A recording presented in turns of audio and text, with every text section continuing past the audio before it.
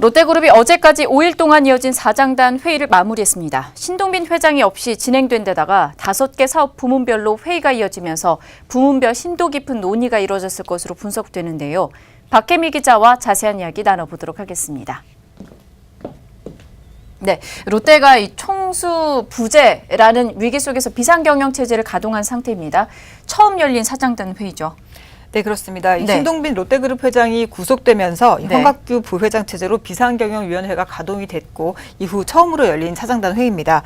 롯데 사장단 회의는 상반기와 하반기에 한 차례씩 열리는데 신동빈 회장과 주요 부문별 계열사 임직원들이 모여서 지난 분기 사업 추진 현황을 점검하고 향후 전략을 논의하는 자리입니다.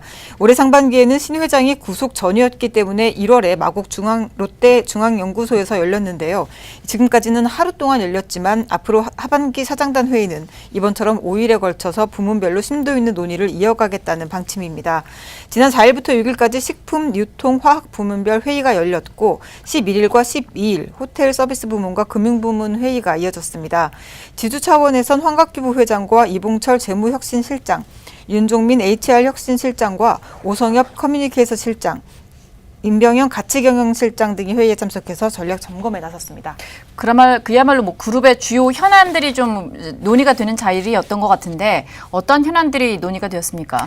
네, 회의는 전략이 노출될 수 있기 때문에 모두 비공개로 진행이 됐습니다. 따라서 자세한 내용이 알려지지는 않았습니다. 우선 계열사별로 대표이사들이 주요 현안을 발표하고 질의응답을 하는 소통 방식으로 진행이 됐는데요. 이런 방식 역시 일방적으로 지시사항을 전달받던 기존 방식과는 달라진 점이라고 볼 수 있습니다. 가장 관심이 높았던 유통부문에선 강희태 롯데백화점 대표이사를 시작으로 김종인 롯데마트 대표이사와 강종현 롯데슈퍼 대표이사 등이 직접 발제에 나섰습니다. 특히 쇼핑 부문의 통합 온라인 사업을 전담할 이커머스 사업본부가 오는 8월 1일자로 출범을 앞둔 상황인데요. 이 3조 원의 대규모 투자가 이루어지는 만큼 해외 진출 등 다각도의 이 사업 논의가 이어졌을 것으로 보입니다. 사드 보복으로 직격탄을 맞은 중국 롯데마트의 경우에는 올해 안에 철수 작업을 마친다는 계획입니다. 이렇게 시장 경쟁력이 심화되면서 돌파구 찾기에 분주한 유통 부문과는 달리 화학 부문은 최근 성장세가 이어졌는데요. 보통 화학 업계가 주기적으로 성장기와 침체기가 반복되는 경향이 있기 때문에 곧 다가올 침체기에 대비하기 위한 글로벌 투자 전략 등도 논의됐을 것으로 보입니다. 네, 롯데가 최근 이 호텔 사업에 있어서는 글로벌적으로도 진출을 좀 하고 있는 것 같은데 면세점에서는 인천공항에서 철수가 되면서 좀 돌파구가 필요한 상황이 아닐까요? 네, 말씀대로 호텔 서비스 부문은 최근 문재인 대통령의 남북 화해 모드 정책으로 남북러 협력 논의까지 이어지면서 그룹 내부에서도 차기 성장 동력으로 기대감이 높아지고 있습니다. 롯데는 그룹 차원에서 북방 TF를 구성을 하고 북한을 비롯한 러시아, 중국 등으로의 사업 구상을 위한 준비에 나선 상태입니다. 실제로 롯데는 이미 러시아에서 호텔 사업을 진행을 하고 있습니다. 장기적인 관점에서 남한과 북한, 러시아를 잇는 경제 협력이 본격화되면 이 호텔 서비스 부문이 새로운 성장 동력으로 작용할 수 있을 것이라는 전망입니다. 지난 11일에 열린 이 사장단 회의에서는 김정환 롯데호텔 대표이사가 첫 발표자로 나섰고 이어 장선욱 롯데 면세점 대표이사와 박동기 롯데월드 대표이사가 발표와 질의응답을 이어갔습니다. 국내 시장 점유율 1위인 롯데면세점의 경우는 최근 인천국제공항 제1터미널에서 철수를 한 데다 이 신규 진출을 위한 사업권 입찰에서도 밀려나면서 위기 돌파를 위한 이 시너지 창출 방안 등을 논의했을 것으로 보입니다. 네, 황갑규 부회장은 사장단 회의에 좀 모두 참석을 하게 되면서 어떻게 보면 빈틈없는 비상 경영 능력을 보여주고 있는 상황인데 주말에는 신동빈 회장의 면회를 좀 다녀왔다고요. 네, 황 부회장은 지난주 식품과 유통, 화학부문 사장단 회의를 마치고 주말에 면회를 다녀온 것으로 알려졌습니다. 다만 이번 면회에서 시간상 황 부회장이 신 회장에게 지난주 사장단 회의 내용을 보고하기는 좀 어려웠던 것으로 전해집니다.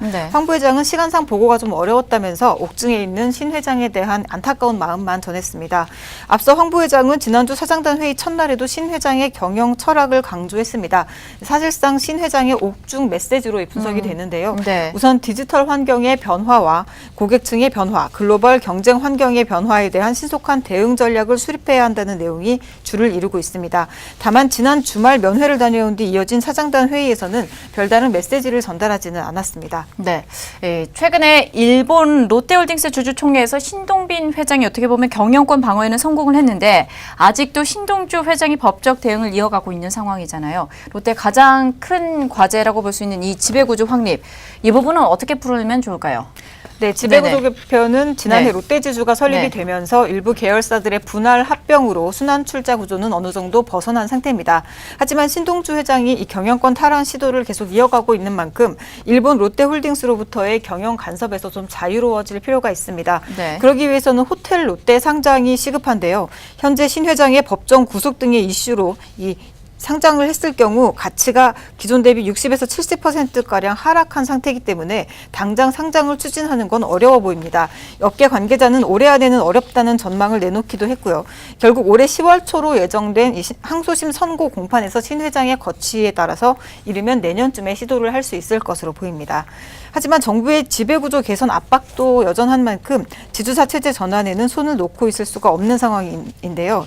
이 롯데지주는 최대 주주가 아닌 계열사들을 자회사로 편입해야 하는데 상장, 비상장 계열사들의 지분을 추가 매입하고 투자 목적의 금융회사 지분도 처리해야 하는 과제가 남았습니다. 네, 황갑규 부회장이 비상 체제를 잘 이끌고 있는 상황이긴 하지만 어쨌든 총수부재라는 것은 앞으로 성장에 있어서 약간의 걸림돌이 되고 있는 것 같습니다. 앞으로의 행보를 조금 더 지켜봐야 될 것 같고요. 지금까지 박혜미 기자와 함께했습니다.